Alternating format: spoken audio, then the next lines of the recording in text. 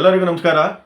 ನಾನು ಕಿರಣ್ ವಿ, ಘಟಕ 20, BMTC ಸಾರಿಗೆ ನೌಕರರ ಕೂಟದ ಸಂಸ್ಥಾಪಕ ರಾಜ್ಯಾಧ್ಯಕ್ಷರಾದ ಚಂದ್ರು ಅವರು ನಮ್ಮ ಸಂಸ್ಥೆ ಹಾಗೂ ನೌಕರರನ್ನ ಯಾಕೆ ಕ್ಷಮೆ ಕೇಳಬೇಕು ಅಂತ ಒಂದಷ್ಟು ದಾಖಲೆಗಳಿಟ್ಟುಕೊಂಡು ವಿಡಿಯೋ ಮಾಡೋಣ ಅಂತ ಅಂದ್ಕೊಂಡಿದ್ದೀನಿ. ಆ ವಿಡಿಯೋ ಸ್ವಲ್ಪ ಜಾಸ್ತಿ ಆಗೋದ್ರಿಂದ ಅದನ್ನು 1, 2 ಅಥವಾ 3 ಭಾಗದಲ್ಲಿ ಮುಗಿಸೋಕ್ಕೆ ಪ್ರಯತ್ನ ಪಡ್ತೀನಿ. ಕೂಟ ಸಂಘಟನೆಯ ಸಂಸ್ಥಾಪಕ ರಾಜ್ಯಾಧ್ಯಕ್ಷರೇ, ಈ ಸಂಸ್ಥೆ ನಿಷ್ಠಾವಂತ ಅಧಿಕಾರಿಗಳು ಹಾಗೂ ಪ್ರಾಮಾಣಿಕ ಕಾರ್ಮಿಕ ಸಂಘಟನೆಯ ಮುಖಂಡರು ಹಾಗೂ ನಿಷ್ಠಾವಂತ ಕಾರ್ಯಕರ್ತರ ತ್ಯಾಗ ಬಲಿದಾನಗಳಿಂದ ಇವತ್ತು ಇಷ್ಟು ದೊಡ್ಡದ 1,15,000ಕ್ಕೂ ಹೆಚ್ಚು ಉದ್ಯೋಗಿಗಳನ್ನು ಹೊಂದಿರುವಂಥ ಒಂದು ದೊಡ್ಡ ನಿಗಮ ಮಂಡಳಿಯಾಗಿದೆ. ಈ ನಿಗಮ ಮಂಡಳಿಯ ಅಧೀನದಲ್ಲಿ ಬರುವಂಥ ಬಸ್ ಸ್ಟ್ಯಾಂಡಲ್ಲಿ ಕಡಲೆಕಾಯಿ ಮಾರೋದ್ರಿಂದ ಹಿಡಿದು ಬಸ್ಗಳಲ್ಲಿ ಜಾಹೀರಾತು ಆಗ್ತಾರಲ್ಲ, ಅಲ್ಲಿ ತನಕ ಪರೋಕ್ಷವಾಗಿ ಲಕ್ಷಾಂತರ ಕುಟುಂಬ ನಮ್ಮ ಸಂಸ್ಥೆ ಹೆಸರು ಹೇಳಿ ಜೀವನ ಮಾಡ್ತಾ ಇದೆ.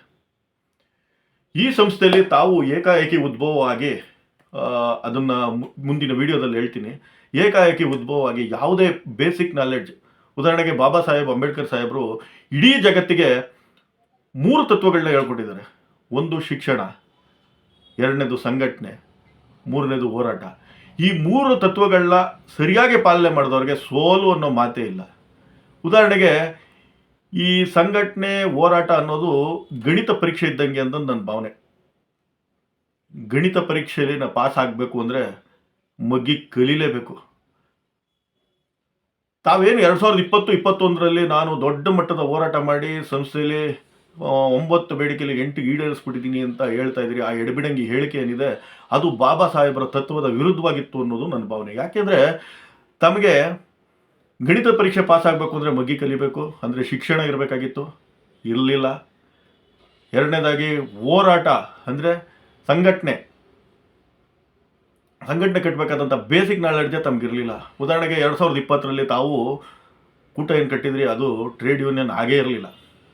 ಆನಂತರ ತಮಗೆ ಗೊತ್ತಾಯ್ತು, 2 ದಿನ ನಿಮ್ಮನ್ನು ಮಾತುಕತೆಗೆ ಕರೆದಿರಲಿಲ್ಲ.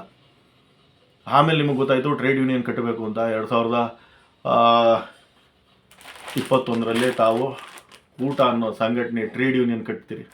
ಯೂನಿಯನ್ಗಳೇ ಬೇಡ ಅಂತ ಹೇಳ್ಕೆ ಬಂದಂಥವ್ರು ತಾವು ಟ್ರೇಡ್ ಯೂನಿಯನ್ ಕಟ್ತೀರಿ.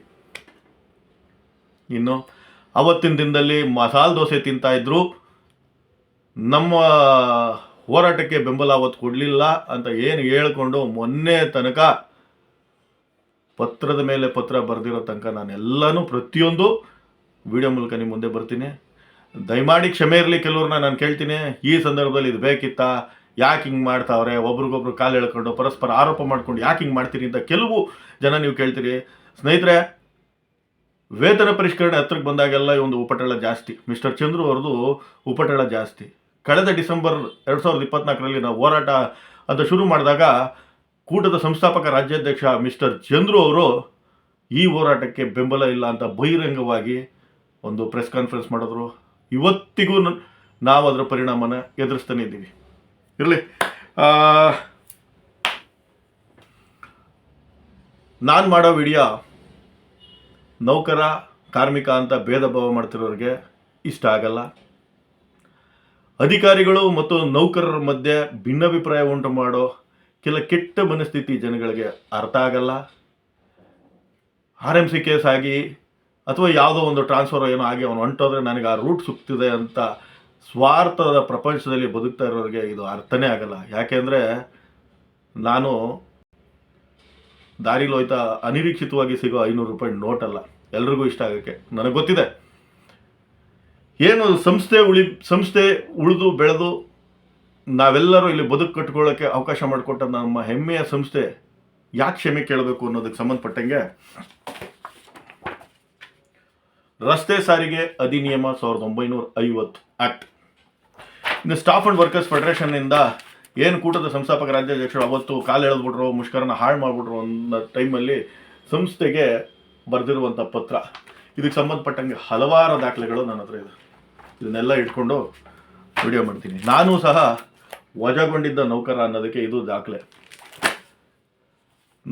ಮಿಸ್ಟರ್ ಚಂದ್ರು ಅವರೇ, ನಾನು ಸ್ಟೇರಿಂಗ್ ಹಿಡಿದಿದ್ದೀನಿ, ಕಂಡಕ್ಟರ್ ಜೊತೆ ಟಿಕೆಟ್ ಹರಿದಿದ್ದೀನಿ, ರೋಡಲ್ಲಿ ಗಾಡಿ ಬೀಡಿ ಆದಾಗ ಬರುವಂಥ ನನ್ನ ಸಹೋದರರಾದ ಮೆಕ್ಯಾನಿಕ್ ಸ್ಟಾಫ್ ಜೊತೆಲಿ ಜಾಕ್ ಕೂಡ ಹಾಕಕ್ಕೆ ಹೆಲ್ಪ್ ಮಾಡಿದ್ದೀನಿ.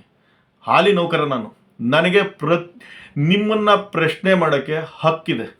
ಆ ಹಕ್ಕಿನ ಆಧಾರದ ಮೇಲೆ ತಾವೇನು ನಿನ್ನೆ ಕೂಡ ಒಂದು ವಿಡಿಯೋ ಮಾಡಿದ್ದೀರಿ, ID47 2021, ಇದಕ್ಕೆ ಸಂಬಂಧಪಟ್ಟ ರೆಕಾರ್ಡ್ಸ್ ಒಂದು ಫೈಲೇ ಮಾಡಿಟ್ಟಿದ್ದೀನಿ. ನಿಮ್ಮನ್ನು ಯಾವುದೋ ಒಂದು ಕಾರ್ಯಕ್ರಮದಲ್ಲಿ ID47 ಬಗ್ಗೆ ಪ್ರಶ್ನೆ ಕೂಡ ಕೇಳಿದ್ದೆ. ಇನ್ನು ಬರೀ ನಿಮ್ಮದು ಮಾತ್ರ ಹೇಳ್ಬಿಟ್ಟು ಹೊಟ್ಟಬಿಡ್ತಾನೆ ಅನ್ಕೋಬಿಡಿ, 148 ಬಗ್ಗೆನೂ ಇದನ್ನು ನಾನು ಹೇಳ್ತೀನಿ. ಆಮೇಲೆ ತಾವೇನು 1 ಬೇಡಿಕೆಯಿಂದ 9 ಬೇಡಿಕೆ ಮಾಡ್ಕೊಂಬಂದ್ರಿ, ಅದೆಲ್ಲ 9 ಬೇಡಿಕೆಲ್ಲೂ 8 ನಾನು ಈಡೇರಿಸ್ಬಿಟ್ಟಿದ್ದೀನಿ ಅಂತಂದ ಅದಕ್ಕೆ ಸಂಬಂಧಪಟ್ಟಂಗೆ ತಾವು ಯಾವುದೇ ದಾಖಲೆ ಹಾಕಲ್ಲ. 9 ಬೇಡಿಕೆದು ಅದಕ್ಕೆ ಸಂಬಂಧಪಟ್ಟಂಗೂ ನಾನು ಮಾತಾಡ್ತೀನಿ. ಸ್ನೇಹಿತರೆ, ನನಗೆ ಗೊತ್ತಿದೆ ತುಂಬ ಜನಕ್ಕೆ ಈ ವಿಡಿಯೋ ಇಷ್ಟ ಆಗಲ್ಲ.